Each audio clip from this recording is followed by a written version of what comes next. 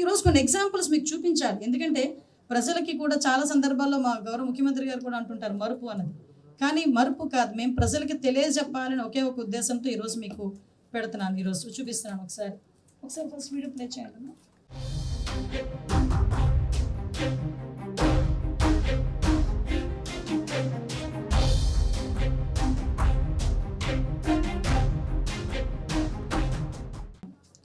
ఇక్కడ మిర్చి రైతుల పరామర్శ, అది గుంటూరులోని 19 ఫిబ్రవరి 2025లో పరామర్శ పేరుతో మిర్చి రైతుల్ని గురించి పరామర్శ పేరుతో గుంటూరు మిర్చి యార్డుకి వెళ్ళారు.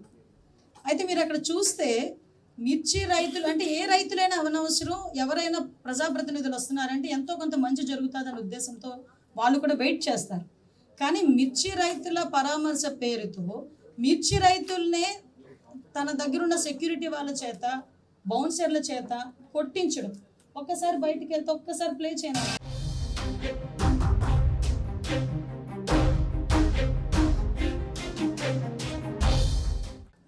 టెక్కీల్ని కూడా దొంగతనం చేయటం అంటే అంత దారుణమైన పరిస్థితి అండి. ఒక పక్క నుంచి మిర్చి రైతుల్ని పరామర్శిస్తున్నామని చెప్పి బల ప్రదర్శనలు చేయటం, దానికి కొన్ని గంటల పాటు రోడ్ల మీద బల ప్రదర్శన చేసి తీరా అక్కడికి వెళ్ళిన తర్వాత ఏ మిర్చి రైతుని కూడా మాట్లాడే పరిస్థితి ఉండదు, ఏ మిర్చి రైతుని పరామర్శించే పరిస్థితి ఉండదు. కానీ అక్కడ మిర్చి రైతులనే కొడతారు, తిరిగి అక్కడ ఉన్న మిర్చి బస్తాలని కూడా, టెక్కీల్ని కూడా దొంగతనాలు చేసే పరిస్థితులు కనిపిస్తాయి. మీరు ఎటువంటి మెసేజ్ ఇద్దాం అనుకుంటున్నారు ప్రజలకి? ఇలాంటి పరామర్శల పేరు మీద ఎటువంటి మెసేజ్ ఇద్దాం అనుకుంటున్నారు? నెక్స్ట్ ఒకసారి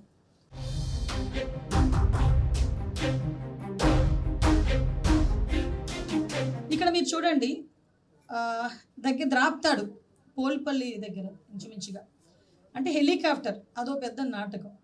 ఒక సిఐ మీద దాడి చేస్తారు, హెలికాప్టర్ మీద అక్కడ ఉన్న వాళ్ళు ఎవరో దాడి చేశారని చెప్పి ఒక నాటకం ఆడతారు. ఆ రోజు నాకు ఇప్పటికీ బాగా గుర్తు.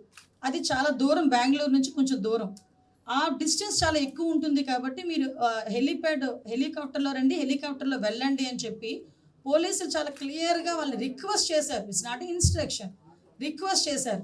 రిక్వెస్ట్ చేస్తే హెలికాప్టర్లో వచ్చినట్టు వచ్చి హెలికాప్టర్ అక్కడ పెట్టి వాళ్ళ తాలూకా కార్యకర్తలతోనే ఆ హెలికాప్టర్ దగ్గర, నిజంగా ఒక హెలికాప్టర్ దగ్గర అంతమంది జనాలు ఉండొచ్చా అండి?